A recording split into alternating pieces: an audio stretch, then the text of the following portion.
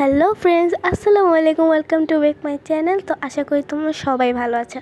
তো আজকে আমি বানাতে চলেছি একটা ডায়েরি। তোমরা চাইলে এই ডায়েরিটা কাউকে গিফটও করতে পারো। তো আমি আজকে বানাবো একটি কুর্মি ডায়েরি। তো এটার জন্য আমি আমার খাতা থেকে একটা পেজ ছিঁড়ে দিয়েছি এভাবে।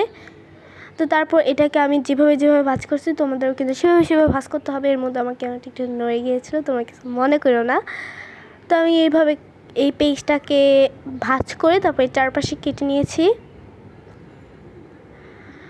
তারপর আমার এই খাতাটা কিন্তু রেডি হয়ে গেছে। তারপর আমি এখন এটাকে পিন করব। তোমাদের কাছে যদি পিন না থাকে তাহলে তোমরা আঠা দিয়েও এটাকে লাগাতে পারো।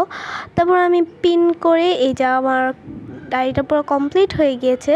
তারপর আমি একটা এরকম আমার ড্রয়িং বুকটা নিয়েছি।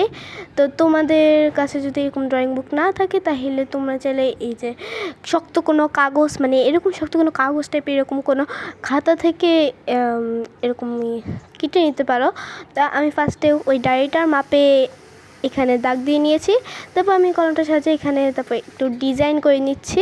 তোমাদের যে ক্যারেক্টার যার পছন্দ তোমরা সেই ক্যারেক্টারই বানাতে পারো। তারপর আমি এখানে একটা ক্রোম এঁকে নিয়েছি। এখন আমি এটাকে রং করব।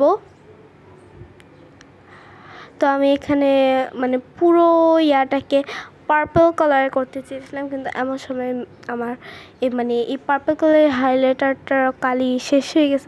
এমন সময় আমার কিছু কাণ্ড ঘটে, যখন জিনিস গুরুত্বপূর্ণ থাকে তখনই আমার জিনিস শেষ হয়ে যায় এমন আর কি, বা শেষ হয়ে যাবে পাই না। ভাগ্যটা খারাপ থাকলে এমনই হয় সবসময়, একদম সব সময়। তারপর আমি এখানে গাঢ় কালারের পার্পল কালার দিয়ে এরকম করে এঁকে নিয়েছি। তারপর আমি এর পাশের সাইডেও এভাবে করে লভ শেপে রেখে এটাকে ডিজাইন করে নিয়েছি। তারপর আমি এটাকে কেটে নিয়ে তারপর এটাকে ভাঁজ করে তারপর এটার ভিতরে এরকম করে খাতাটার ভিতরে আঠা লাগিয়ে নিচ্ছি। আর হ্যাঁ, তোমরা অবশ্যই সাবস্ক্রাইব করবে।